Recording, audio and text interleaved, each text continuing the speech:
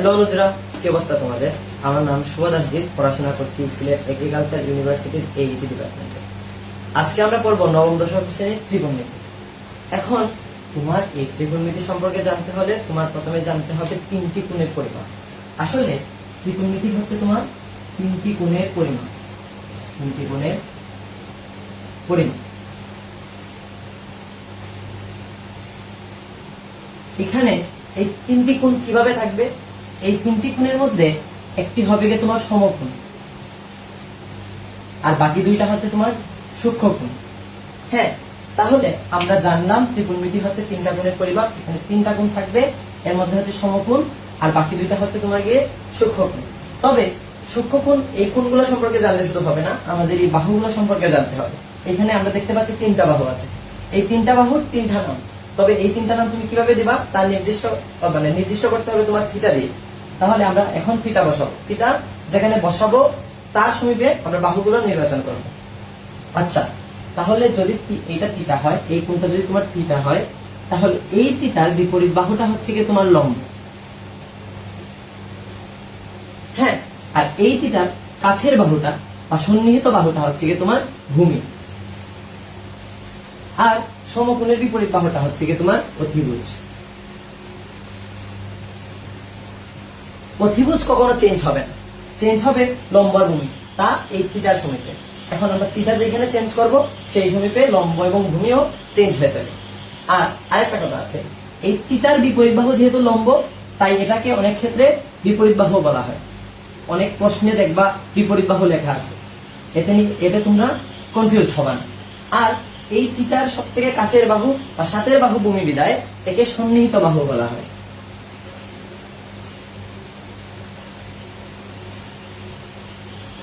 এখন আমরা যদি এইটাকে থিটা না ধরি, এইটাকে থিটা ধরি, তাহলে কি হবে দেখা যাক।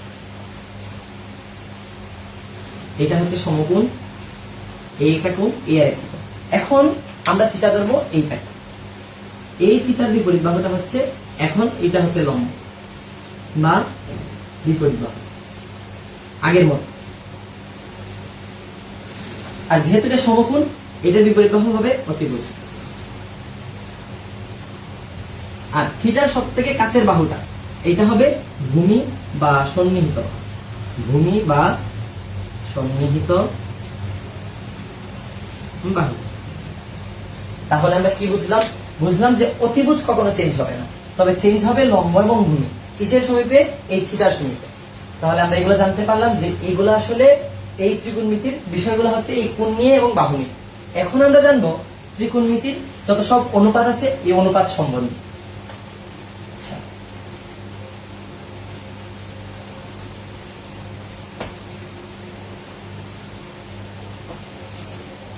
ত্রিকোণমিতিক অনুপাত হচ্ছে তোমার 6টা।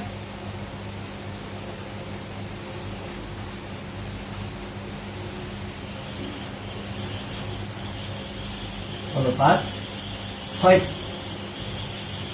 যথা সাইন, কস, ট্যান, কট, সেক এবং কসেক। এইভাবে কেন লিখলাম? কারণ হচ্ছে কি তোমার সাইনের বিপরীত কোণটা হচ্ছে বা সাইনের বিপরীত অনুপাতটা হচ্ছে তোমার কসেক। কসের বিপরীত অনুপাত হচ্ছে সেক এবং টেনের বিপরীত অনুপাত হচ্ছে কট। একটার একটা ব্যস্তানুপাত। এখন এই সাইনগুলো যেহেতু অনুপাত, তাহলে তাদের অনুপাতে নির্দিষ্ট একটা লবে কিছু একটা বা হরে কিছু একটা থাকবে। তাই এই সাইনের আমরা দেখবো সাইনের অপোজিটে কি আছে। হ্যাঁ, সাইনের লব এবং হরে কি আছে এই বিষয়গুলো আমরা দেখবো। সাইনের লবে থাকবে তোমার লম্ব অতিভুজ, আর হরে থাকবে তোমার অতিভুজ। আমরা অনেক ক্ষেত্রে বলি যে সাগরে লবণ আছে, আমরা নেমোনিক দিয়ে মনে রাখি আর কি, সবাই মনে রাখতো, আমরা মনে রাখতাম। আমাদের ক্লাসে আমাদের স্যার বলতেন যে সাগরে লবণ আছে। সাগরে হচ্ছে সাইন, লবণ মানে লবণতে হচ্ছে তোমার লম্ব এবং আছেতে হচ্ছে অতিভুজ। আচ্ছা, সাগরে লবণ আছে, এই নেমোনিকটা দিয়ে তোমরা মনে রাখতে পারো সাইন ইকুয়াল টু লম্ব বাই অতিভুজ। আবার কস সমান আমাদের স্যার বলতেন যে কবরে ভূত আছে, কবরে ভূত আছে। এখানে কবরে হচ্ছে গিয়ে তোমার কস এবং ভূত দিয়ে হচ্ছে গিয়ে তোমার ভূমি, আর আছেতে হচ্ছে গিয়ে তোমার অতিভুজ। এখন জানবো আমরা tan। tan এ হচ্ছে তোমার tan এর নেমনিকটা আমরা মনে রাখতাম হচ্ছে কি তোমার এই টেরা লম্বা ভূত। টেরাতে হচ্ছে tan, লম্বাতে হচ্ছে কি তোমার লম্ব, আর ভূততে হচ্ছে কি তোমার ভূমি। এখন এই সাইনের বিপরীত অনুপাত হচ্ছে তোমার কসেক, তাহলে তার ব্যস্তানুপাতটা হবে, তাহলে কসেক হবে কি তোমার অতিভুজ বাই লম্ব।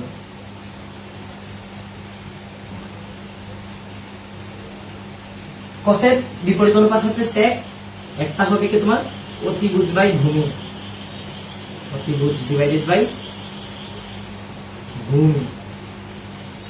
এবং tan এর বিপরীত অনুপাত হচ্ছে তোমার কট, তাহলে এইটা হবে ভূমি বাই লম্ব, ভূমি বাই লম্ব।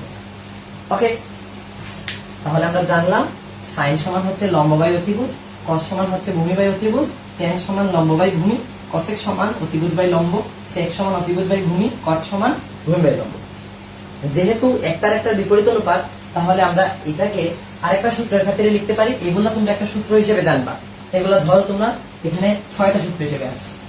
আসলে এগুলো সূত্র না, তবে আমরা তর্কের খাতিরে এটাকে সূত্র বলতে পারি। আচ্ছা, এখন আমরা দেখবো যেহেতু অনুপাত, তাহলে একটার একটা ব্যস্তানুপাত, এটাকে কিভাবে ব্যাখ্যা করা যায়। যে সাইন, আমরা যদি সাইন থিটা ধরি, থিটা ওই যে আগে ধরছিলাম আমরা, ধরো এখানে থিটা ধরলাম, আচ্ছা দেখুন এক জায়গায় থিটা ধরলাম, এখানে ধরো থিটা ধরলাম, এখানে যদি ধরো আমরা থিটা ধরলাম, ঠিক আছে। এটাকে যদি আমরা থিটা ধরি, তাহলে সাইন থিটা সমান হবে কি তোমার 1 by cosec theta, 1 by cosec theta. একইভাবে কস থিটা সমান হচ্ছে কি তোমার 1 বাই সেক থিটা, আর tan থিটা সমান তোমার হচ্ছে কি 1 বাই কট থিটা। ঠিক কিভাবে আমরা লিখতে পারবো তার অপোজিটেও, কিভাবে কসেক থিটা সমান 1 by sin theta, sec theta সমান 1 by cos theta, cot theta সমান 1 বাই tan থিটা। এইটা আমি লিখছি না, আশা করছি তোমরা পারবে, তাই এই বিষয়গুলো আসলে আর বলতে হয় না, আমি একবার তো বলেই ফেললাম, তাহলে আর বলতে হয় না। এখন আমরা যাব হচ্ছে কি তোমার আরেকটা সূত্র আছে আমাদের, এই যে tan থিটা সমান sin theta by cos theta, cot theta সমান cos theta by sin theta. এইটা কিভাবে হলো, এই বিষয়টা আমরা আজকে দেখব।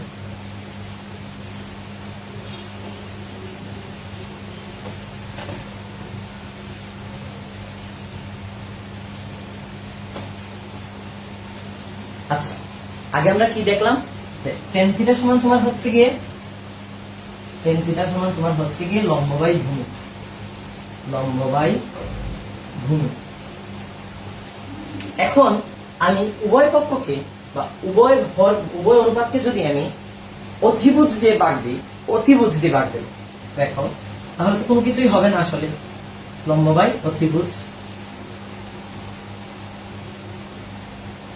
ভূমি বাই অতিভুজ। এতে কি কোনো প্রবলেম হলো? আসলে প্রবলেম হওয়ার কথা না, আমরা যদি ভাগ দিই অতিভুজ অতিভুজ কাটা চলে যাবে। এখন আমরা লিখতে পারি, আমরা আগেই জানছিলাম যে সাইন থিটা সমান তোমার হচ্ছে গিয়ে লম্ব বাই অতিভুজ, আর কস থিটা সমান তোমার হচ্ছে গিয়ে ভূমি বাই অতিভুজ। এই খাতিরে আমরা লিখতে পারি লম্ব বাই অতিভুজ সমান এখানে সাইন থিটা, আর ভূমি বাই অতিভুজ সমান আমরা লিখতে পারি কস থিটা। তাহলে আমরা লিখতে পারবো tan theta equal to sine theta by cos theta. আরেকটা আছে যে কট থিটা সমান cos theta by sine theta হয়, এইটা কিভাবে? আমরা জানি কি কট থিটা tan থিটা হচ্ছে একটা একটা ব্যস্তানুপাত, তাহলে আমরা বলতে পারি কট থিটা সমান 1 by tan theta, cot theta সমান 1 বাই tan থিটা। তাহলে এখানে আবার আমরা লিখতে পারবো tan থিটা সমান sin theta divided by cos theta, ঠিক আছে। এখন এইসব ক্ষেত্রে আমরা ধরতে পারি যেটা হচ্ছে মূল ভাগ চিহ্ন, আমরা মূল ভাগ চিহ্নকে ভাগ করতে পারি, গুণ করতে পারি, সরি আমরা মূল ভাগ চিহ্নকে আমরা গুণ করতে পারি। কিভাবে? আমি 1 কে 1 এর মতো রাখলাম, এই মূল ভাগ চিহ্নকে করলাম গুণ, তাহলে এই হরটা চলে যাবে লবে এবং লবটা চলে আসবে হরে, cos theta divided by sin theta. এখন যদি তোমরা গুণ করো cos theta divided by sin theta into 1, আসলে কোন সংখ্যাকে 1 দিয়ে গুণ করলে ওই সংখ্যাটাই হবে, তাহলে cos theta by divided by sin theta কে আমি যদি 1 দিয়ে গুণ করি, তাহলে আমরা কি পাবো? cos theta divided by sin theta পাবো, আর এইটাই হবে cot থিটা। আর cot থিটা হচ্ছে কি তোমার মানে tan থিটা ঠিক উল্টা, তাহলে আমরা লিখতে পারলাম tan theta equal to sin theta by cos theta, আর এখানে cot theta equal to cos theta by sin theta. তাহলে আমরা যদি এই 6টা জানলাম, আগে জানলাম 6টা, এখন এটাকে ধরতে পারি 7, আর এটা হতে পারে 8।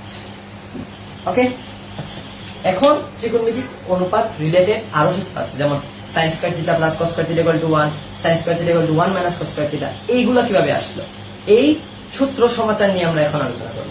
আচ্ছা চলো আলোচনা করা যাক।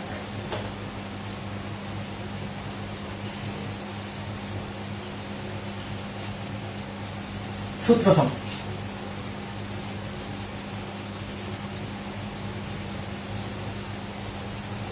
প্রথমে কোনটা নিয়ে জানবো, এইটা নিয়ে।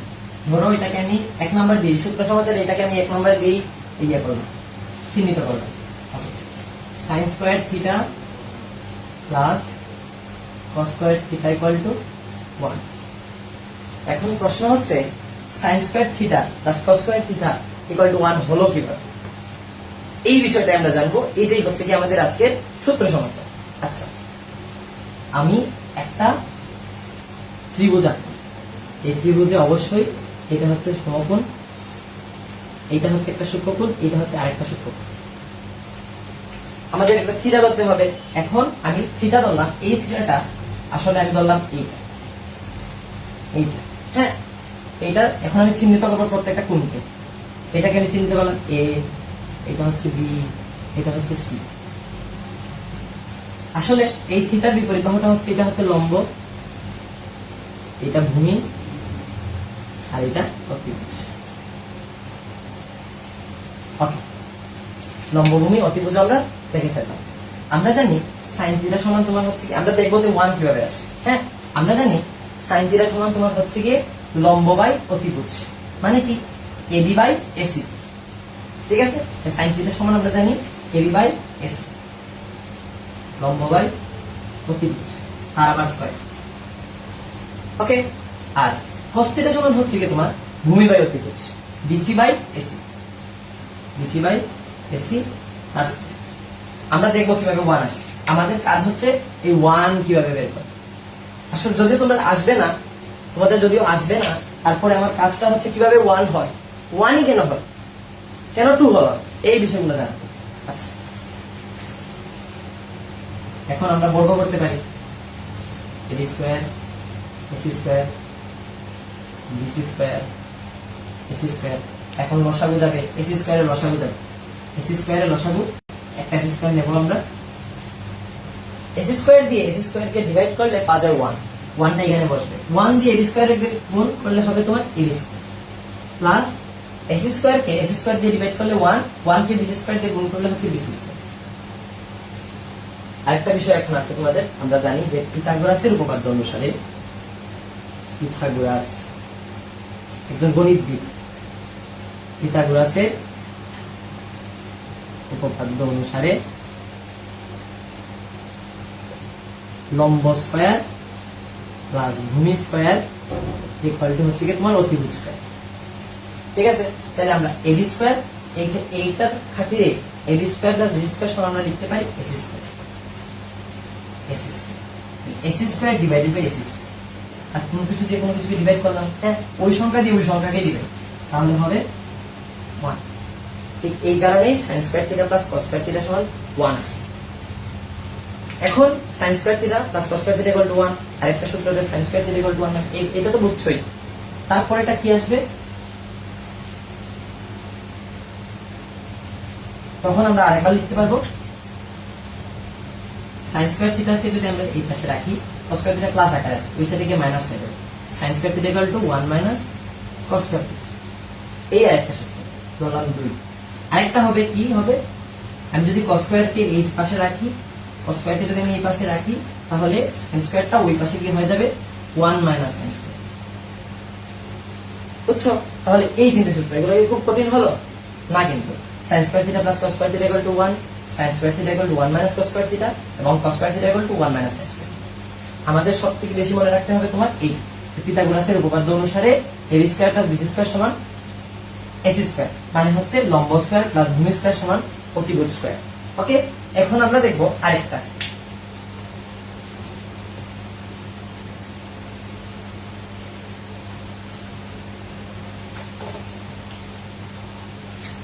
এটাকে 4 নম্বর দেব, 4 নম্বর দিয়ে চিহ্নিত করবে। যেমন তোমার হচ্ছে কি cosec square theta minus cot square theta equal two 1। এটা কিভাবে 1 হলো এইটা আমরা দেখব। cosec স্কয়ার থিটা, cosec হচ্ছে কি তোমার সাইনের বিপরীত। আমরা জানি sin থিটা সমান হচ্ছে কি লম্ব বাই অতিভুজ, তাহলে cosec থিটা সমান হচ্ছে কি তোমার অতিভুজ বাই লম্ব। এখানে অতিভুজ হচ্ছে AC এবং লম্ব হচ্ছে AB, তাহলে cosec থিটা সমান আমরা লিখতে পারি AC ডিভাইডেড বাই AB তার square minus cot theta, cot square theta. হ্যাঁ, তাহলে cot থিটা আমরা জানি tan থিটা সমান হচ্ছে লম্ব বাই ভূমি, তাহলে cot থিটা সমান তোমার হচ্ছে কি ভূমি বাই লম্ব, ভূমি হচ্ছে BC এবং লম্ব হচ্ছে AB, তাহলে cot থিটা সমান তোমার হচ্ছে BC বাই AB তার স্কয়ার। এই আমাদের গোল ঠিক আগের মতো, যে কিভাবে 1 হয়, কিভাবে 1 হয় এই বিষয়টা আমরা দেখব। এখন আমি বর্গ করলাম AC square AB square BC square AB square, AB স্কয়ারের লসাগু আগের মতো AB square 1 BC square, AB square দিয়ে AB স্কয়ারকে ডিভাইড করলে 1, 1 দিয়ে BC স্কয়ারকে গুণ করলে BC স্কয়ার। আমরা আসলে লসাগু সবাই পাই, এতে কোনো অসুবিধা হবে না বলে ভাবছি আমি। আচ্ছা, এখন হচ্ছে AC square minus BC square. আসলে AB square plus BC square সমান যদি AC স্কয়ার হয়, তাহলে দেখো তো তুমি যদি এই BC স্কয়ারটাকে এই পাশে নিয়ে যাও তাহলে মাইনাস BC স্কয়ার হবে না? তাহলে কি হবে? AB square equal to AC square minus BC square. তাহলে আমরা কি পেলাম? AC square minus BC square equal to AB square. তাহলে আবার লিখতে পারবো AC square BC square equal to AB square. আবার নিচেও AB স্কয়ার, AB স্কয়ার আর AB স্কয়ারকে যদি আমরা কাটি তাহলে পাবো 1। ঠিক আগের ভাবে, আগে যেভাবে করছিলাম আমরা sin square theta plus cos square theta equal two 1 আসছিল, ঠিক একই ভাবে cosec square theta minus cot square theta equal two 1। আশা করি তোমরা বুঝতে পারছো। এখন আমরা দেখব আরো দুই, এই সূত্র থেকে দুইটা আসে। আমাদের কিন্তু সূত্র মুখস্থ করতে হয় না, আসলে তুমি যদি একটু বুঝে পড়ো তাহলে কিন্তু হবে। আচ্ছা, এখান থেকে আমরা লিখতে পারি cosec square theta equal two এই যে মাইনাস cot স্কয়ার থিটাটা এই পাশে চলে যাবে, হয়ে যাবে 1 plus cot square theta. Okay, তাহলে এটাকে ধরলাম আমরা 5 নম্বর সূত্র। এখন দেখো আমরা cot স্কয়ার থিটা সমান কি আসে। দেখো আমরা দেখলাম যে এটাকে যদি আমি 6 নম্বর ধরি আর 6 নম্বর পরেরটাতে ধরি, আসলে এখানে না ধরলে বেটার হয়। দেখো এই লাইন থেকে আমরা এখানে আসি, এটা কিন্তু বাঁচেনি। ওকে, cosec square theta equal two 1 plus cot square theta. আমরা এটাকে এই পাশে এটাকে এই পাশে আনতে পারি না? পারি। আমরা লিখতে পারবো 1 plus cot square theta equal to cosec square theta. Okay, তাহলে cot স্কয়ার থিটাকে যদি এই পাশে রাখি, কারণ আমরা এখন cot স্কয়ার থিটা সূত্রটা বের করব, তাহলে cot স্কয়ার থিটাকে যদি এই পাশে রাখি তাহলে প্লাস 1 কিছু নাই মানে কি আছে? প্লাস আছে। তাহলে এই প্লাস 1টা যদি এই পাশে নেই হয়ে যাবে মাইনাস 1। তাহলে আমরা লিখতে পারবো cot square theta equal to cosec square theta minus 1। এইভাবে এই সূত্রটি আমরা লিখতে পারি 6 নম্বর। ফাইন। ঠিক একইভাবে আরেকটা আছে যে sec square theta minus tan square theta equal two 1। এখন আমরা এইটা দেখব। তাহলে আমরা এটাকে মানে 4 নাম্বার, 5 নাম্বার এবং 6 নম্বরে চিহ্নিত করব। এখন দেখব 7 নম্বর।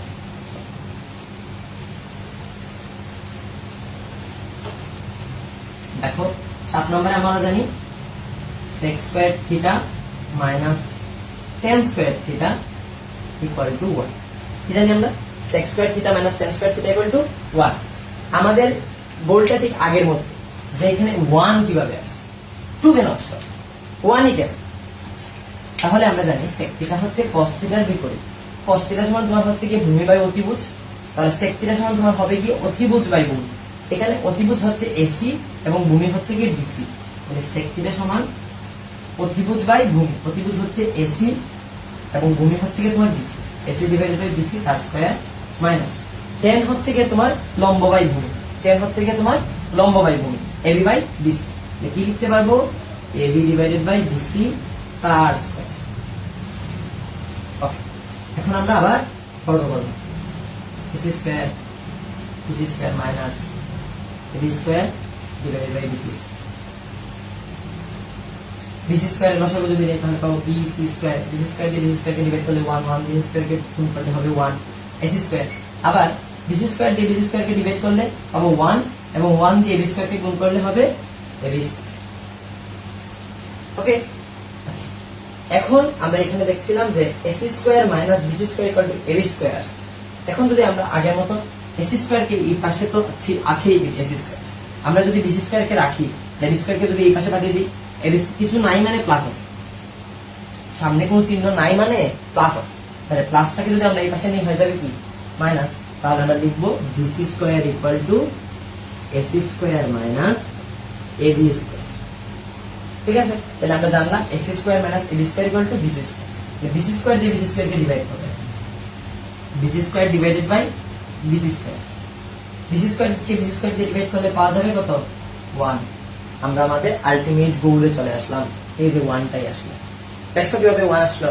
আমার কাজ হচ্ছে তোমাদেরকে এইটাই ধরিয়ে দেওয়া, কেন 1 আসলো, কেন 2 আসলো। ওকে, এখন এইটার খাতিরে এইটার আরো অনেক সূত্র আছে, আরো দুইটা সূত্র আছে। sec square theta equal two 1 plus tan square theta, tan square theta equal two sec square theta minus 1। এইটা আমরা এখন দেখব। এটা হচ্ছে প্লাস মাইনাসের খেলা, আর কিছু।